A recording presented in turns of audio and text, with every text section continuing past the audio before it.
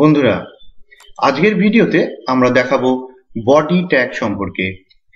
HTML এর দুটো part আছে, একটা হচ্ছে হেড ট্যাগ আর একটা হচ্ছে বডি ট্যাগ। বডি ট্যাগ যে ট্যাগের মধ্যে আমরা HTML এর টোটাল কন্টেন্টটা আমরা লিখি, তার মানে যেটা আমরা ব্রাউজারের মধ্যে আমরা যে ভিউটা আমরা দেখতে পাই, যে কন্টেন্ট আমরা দেখতে পাই, সবকিছুই আমার বডি ট্যাগের মধ্যে লিখতে হয়। Body tag define the main content of the HTML document which display of the browser. তো মেইন কন্টেন্ট, যে কন্টেন্ট গুলো ব্রাউজারের মধ্যে শো করে বা আমরা দেখতে পাই, যত রকমের লেখা, আমাদের পিকচার, ভিডিও, অডিও, সমস্ত কিছু যেগুলো আমরা ব্রাউজারে দেখি সবকিছুই আমার বডি ট্যাগের মধ্যে লিখতে হয়। তাই জন্য বডি ট্যাগ হচ্ছে মেইন ট্যাগ। তো বডি ট্যাগে কি কি কন্টেন্ট হতে পারে? একমাত্র হতে পারে টেক্সট, হতে পারে প্যারাগ্রাফ, হতে পারে heading, image, table, link, video, audio, everything, সবকিছু। একটা ওয়েব পেজের মধ্যে যা কিছু আপনারা দেখেন সবকিছুই আমরা বডি ট্যাগের মধ্যে লিখি। বডি ট্যাগের কি কি অ্যাট্রিবিউট আছে? বডি ট্যাগের অ্যাট্রিবিউট আছে bgcolor, যেখান থেকে আমরা কালার চেঞ্জ করতে পারবো, background, text, link, V link, এ link, top margin, left margin. তো এগুলো হচ্ছে আমার বডি ট্যাগের অ্যাট্রিবিউট। আমরা বডি ট্যাগের অ্যাট্রিবিউট সম্পর্কেও আপনাদেরকে ডিটেলস আলোচনা করব। বডি ট্যাগের পরে আমরা আপনাদেরকে দেখাবো হেডিং ট্যাগ। হেডিং ট্যাগও একটা খুব গুরুত্বপূর্ণ ট্যাগ। হেডিং ট্যাগটা কি?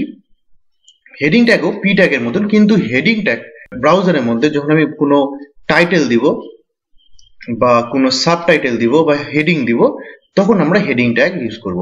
Heading tag or H tag, heading tag টাকে আমরা H tag বলি। H tag can be defined as a title or a subtitle which I want to display on the web page. Web পেজের মধ্যে কোনো title বা subtitle যদি আমরা display করাতে যাই, তখন আমরা H1 বা H6 এই ট্যাগের মধ্যে আমরা দিব।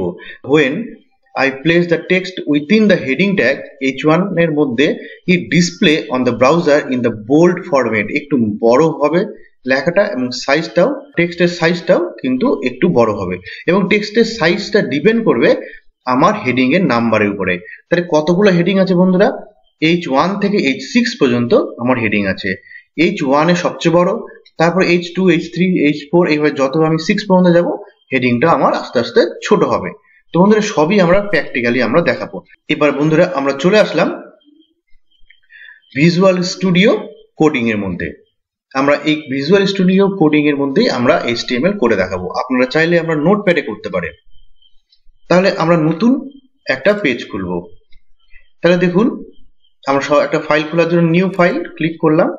এইবার এখানে আমি নিউ পেজ বলে আমি একটা HTML ফাইল নেব। তাহলে নিউ ফাইলের নেমটা হলো এইবার .html, এন্টার মারলাম। ওকে, তাহলে HTML আমার এখানে চলে আসলো। তাহলে প্রথমে আমি কি করব? প্রথমে আমরা নিতে হয় কি HTML ট্যাগ। ওকে,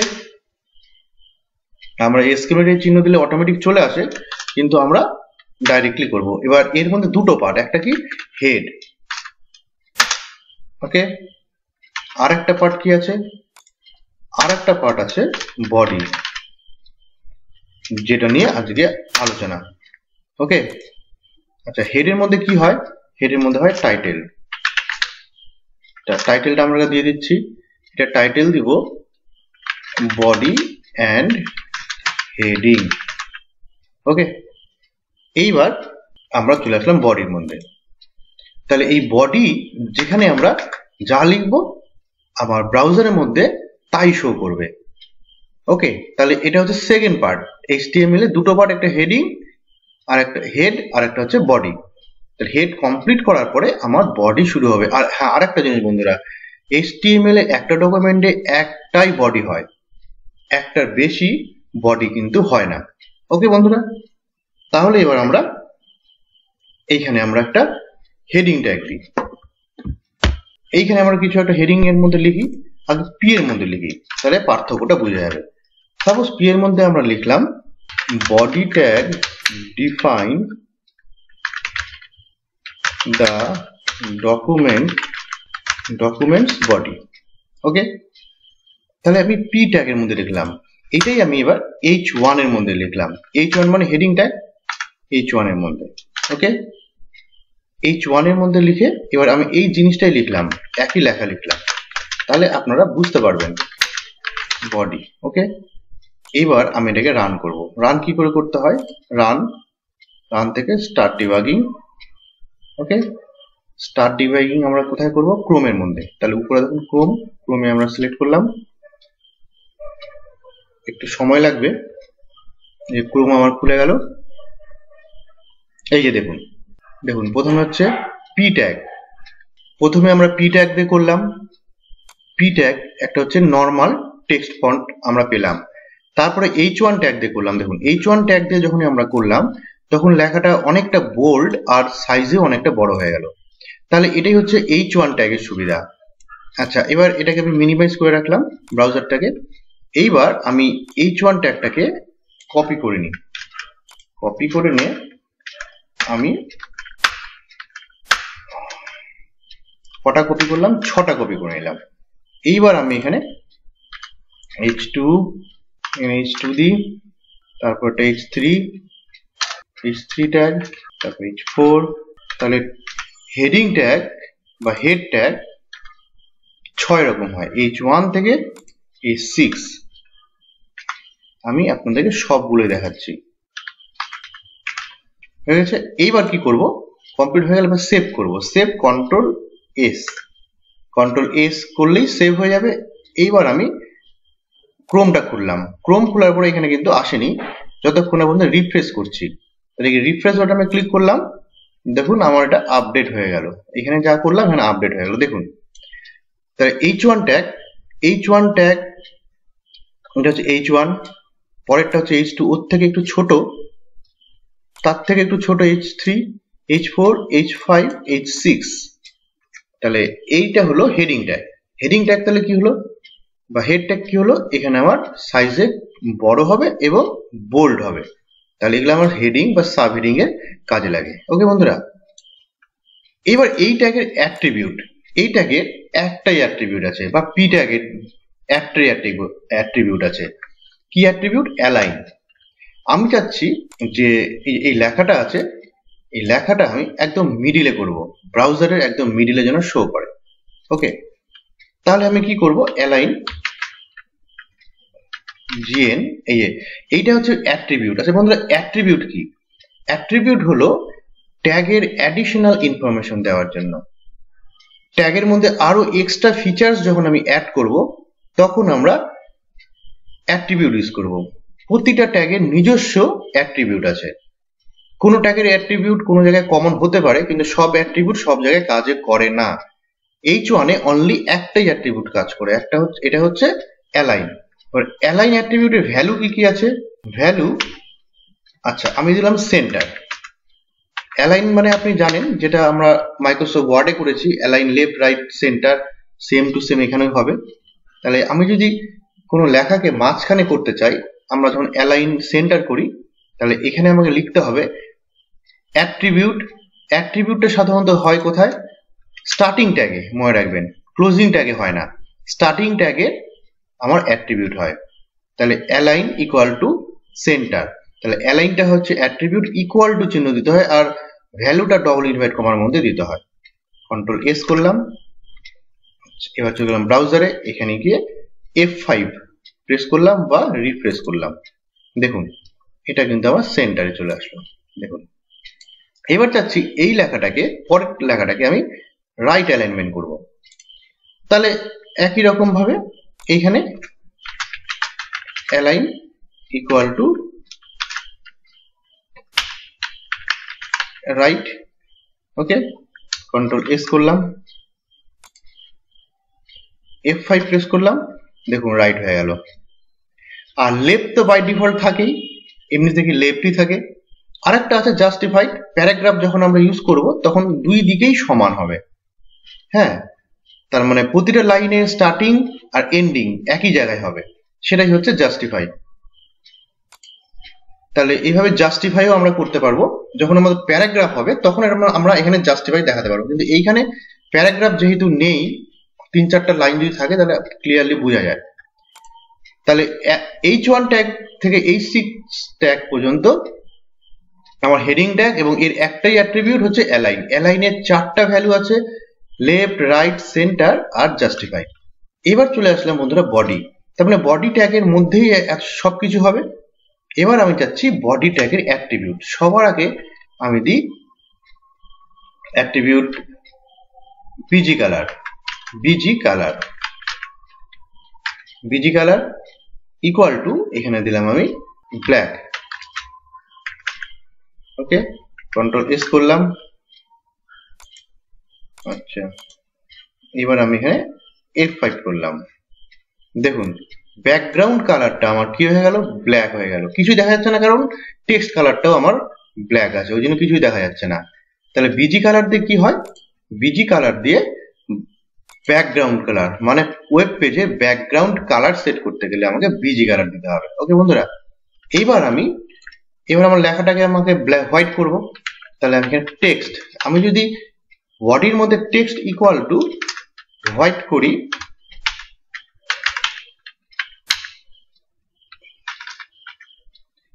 করি, কন্ট্রোল এস করলাম। এবার আমি আবার চলে গেলাম এখানে F5 প্রেস করলাম। দেখুন আমার এখানে চলে আসলো ব্যাকগ্রাউন্ড কালার হচ্ছে বিজি কালার, সেখান থেকে আমার ব্যাকগ্রাউন্ড কালার, আর টেক্সট হচ্ছে লেখার কালারটা। আমার হচ্ছে ফর কালার, টেক্সটের কালার, সেটাই হচ্ছে আমার টেক্সট অ্যাট্রিবিউটের মধ্যে আসবে। তা দেখুন দুটো অ্যাট্রিবিউট এখানে ইউজ করলাম, প্রথম একটা অ্যাট্রিবিউট, তারপর আর একটা অ্যাট্রিবিউট। দুটো অ্যাট্রিবিউটের মাঝে কোনো কমা হবে না, জাস্ট একটা স্পেস দিয়ে আমি লিখতে পারবো। আর একসঙ্গে মাল্টিপল অ্যাট্রিবিউট আমরা ইউজ করতে পারবো। ওকে, এইবার চলে আসি মার্জিন। আমি চাচ্ছি বন্ধুরা যে এই যে এখানে লেখাটা স্টার্ট হয়েছে, আমি মার্জিনটাকে একটু ডান দিকে সরিয়ে নিব, তারপরে লেফট মার্জিনটা একটু বাড়াবো। তাহলে এখান থেকে মার্জিনও সেট করা যায়।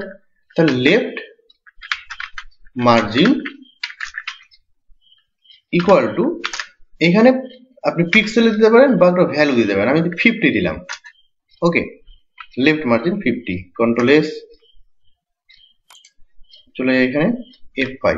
দেখুন এখান থেকে আমার লেফট মার্জিন 50 আমার অ্যাডজাস্ট হয়ে গেল ওয়েব পেজের মধ্যে। ওকে, আবার চলে যাই, এবার টপ মার্জিন সেট করি। তাহলে টপ মার্জিন ইকুয়াল টু, এখানে আমি 50 করে দিই, ডবল ইনভার্ট কমার মধ্যে দিতে হবে, 50 করে দিলাম, কন্ট্রোল এস, আবার এখানে গিয়ে F5 রিফ্রেশ করলাম। দেখুন সরে গেল, কিছু নিচের দিকে নেমে আসলো। তার মানে এই যে উপর থেকে প্রথম লেখাটা, তার মাঝখানে এটা হচ্ছে মার্জিন সেট হয়ে গেল 50 পিক্সেলের, আর ডান দিক থেকে 50 পিক্সেল, লেফট মার্জিন 50 পিক্সেল আমার সেট হয়ে গেল। ওকে বন্ধুরা, তাহলে আমার কি কি হলো, busy colour, text, left margin, top margin. এইবার বন্ধুরা আমরা করব ব্যাকগ্রাউন্ড পিকচার। ব্রাউজারের মধ্যে আমরা ব্যাকগ্রাউন্ডের পিকচার সেট করব। তার জন্য কি দিতে হবে, তার জন্য যে অ্যাট্রিবিউট আছে ব্যাকগ্রাউন্ড। দেখুন বন্ধুরা ব্যাকগ্রাউন্ড চলে আসলো। এবার আমরা পিকচারটা নিব। এবার পিকচারটার সোর্স বা পাথটা আমাকে এখানে সেট করতে হবে। একটা জিনিস মনে রাখবেন বন্ধুরা, পিকচার, এই যে দেখুন বন্ধুরা আমরা এই পিকচারটা সেট করব। পিকচার আর ফাইল, HTML ফাইলটা যদি একই জায়গায় থাকে, একই ফোল্ডারের মধ্যে, তাহলে আমাকে টোটাল পাথটা দেওয়ার দরকার নেই, নেমটা দিলেই হবে। যদি আমার ফাইল এবং পিকচার দুটো ডিফারেন্ট লোকেশনে থাকে, তাহলে আমাকে পিকচারের পুরো পাথটা দিতে হবে। কি করে আমরা পাথটা দেব, এর একটা সহজ পদ্ধতি আপনাদেরকে বলছি। এই পিকচারের মধ্যে রাইট ক্লিক করব, প্রপার্টিতে যাব। প্রপার্টিতে যাওয়ার পর এই যে দেখুন এখানে লোকেশনটা আছে, কপি করে নিলাম। ওকে, কপি করলাম, চলে গেলাম কোডিং এ গিয়ে এই ডবল ইনভার্ট কমার মধ্যে পেস্ট করে দিলাম, পাথটা চলে আসলো। এবার একটা ব্যাকস্ল্যাশ দিলাম, দেওয়ার পরে এইবার চলে যাই আবার পিকচারে। দেখুন এইখানে ফাইলটার নাম আছে light.jpg, আপনি টাইপ করতে পারেন বা কপি করে নিতে পারেন, যা করবেন যাতে স্পেলিং মিস্টেক না হয়। ওকে, জেপিজি হয়ে গেল। তাহলে ব্যাকগ্রাউন্ডের মধ্যে আমি টোটাল ফাইলটা পাথটা আমি দিয়ে দিলাম নাম সহ। আর এটাই আপনাকে দিতে হবে না, এইটুকু অংশ পাথটা দিতে হবে না যদি আমার ফাইলটা আর পিকচারটা HTML ফাইল এবং পিকচার একই জায়গায় থাকে, তাহলে আমার পাথ দেওয়ার কোনো প্রয়োজন নেই। আচ্ছা, এবার আমি সেভ করলাম। সেভ করে আমি এবার চলে গেলাম এখানে, F5 প্রেস করলাম, দেখুন ব্যাকগ্রাউন্ডে পিকচার চলে আসছে। এইভাবে বন্ধুরা HTML এ ব্যাকগ্রাউন্ডে পিকচার সেট করা যায়। ওকে, এছাড়াও আরো আছে কিছু অ্যাট্রিবিউট, যেমন এ লিঙ্ক ইকুয়াল টু, এগুলো সবকিছু কালার। এ লিঙ্ক আমি রেড দিলাম। আচ্ছা, ভি লিঙ্ক আমি দিলাম ব্লু। আরেকটা আছে লিঙ্ক আমি দিলাম ইয়েলো। তো বন্ধুরা, এই যে A link, V link R link, এগুলো অ্যাকচুয়ালি কাজ করে আমরা যখন অ্যাঙ্কার ট্যাগ শিখব। যখন আমরা ওয়েব পেজের একটা ওয়েব পেজের সঙ্গে আরেকটা ওয়েব পেজের লিঙ্ক তৈরি করব, তখন এই লিঙ্ক গুলো কাজ করবে। এই যে এখানে যখন লিঙ্ক গুলো দেখতে পাচ্ছেন, এ লিঙ্ক, ভি লিঙ্ক, এই লিঙ্ক গুলো তখন কাজ করবে। এক্সাম্পল হিসেবে আপনাকে দেখাই। দেখুন বন্ধুরা, আমরা যখন সার্চ করি তখন যে এইগুলো যে হাইপার লিঙ্ক, এই লিঙ্ক গুলো সেটিং করা যায় অ্যাঙ্কার ট্যাগ দিয়ে। তো যখন আমরা লিঙ্ক করি দেখুন একটা কালার হয়ে যায়, কি কালার? Blue colour. এবার যখন আমি এখান থেকে ভিজিট করি, এখান থেকে ধরুন আমরা গেলাম, এর মধ্যে গিয়ে ভিজিট করলাম। ভিজিট করার পরে কি হয়, এই যে ভিজিট করলাম, যখন ব্যাক করে আসি তখন এই কালারটা দেখুন পার্পেল কালার হয়ে গেল। তার মানে আমি ভিজিট করার পর কালারটা চেঞ্জ হয়ে গেল। তাহলে এইটাকে বলা হয় ভিজিটেড লিঙ্ক। আর প্রথম অবস্থা যেটা থাকে এটা হচ্ছে লিঙ্ক। আর একটা অ্যাক্টিভ লিঙ্ক, যখন আমরা ক্লিক করব টাইম অফ ফ্র্যাকশনের মধ্যে একটা কালার চলে আসে, ওটা হচ্ছে অ্যাক্টিভ লিঙ্ক। তাহলে এই কোডিং এর মধ্যে আমরা ইচ্ছা করলে যে লিঙ্কটা আপনারা দেখছেন ওয়েবসাইটের মধ্যে যে বিভিন্ন রকম লিঙ্ক গুলোতে ব্লু কালার হয়, আমি যদি এখানে লিঙ্কের মধ্যে ইয়েলো দিলাম, তার মানে ওই লেখাটা লিঙ্কটা আমার ইয়েলো কালার হয়ে যাবে। আমি যখন ভিজিট করে আসবো তখন আমার ব্লু হয়ে যাবে। আমি ইচ্ছা মতন আমার লিঙ্ক গুলোকে আমি কালার চেঞ্জ করতে পারবো বন্ধুরা। তাহলে এটা এক্সাম্পলের মাধ্যমে দেখানো যাবে না, কারণ আমরা ওখানে লিঙ্ক করিনি। যখন আমরা লিঙ্ক করব তখন আমরা আরো একবার A link, V link R link সম্পর্কে জানবো। তো বন্ধুরা, আজকের ভিডিওটা এই পর্যন্তই। বন্ধুরা, এর পরের ভিডিওতে আমরা আরো কিছু ট্যাগ নিয়ে আলোচনা করব। ততক্ষণের জন্য ধন্যবাদ।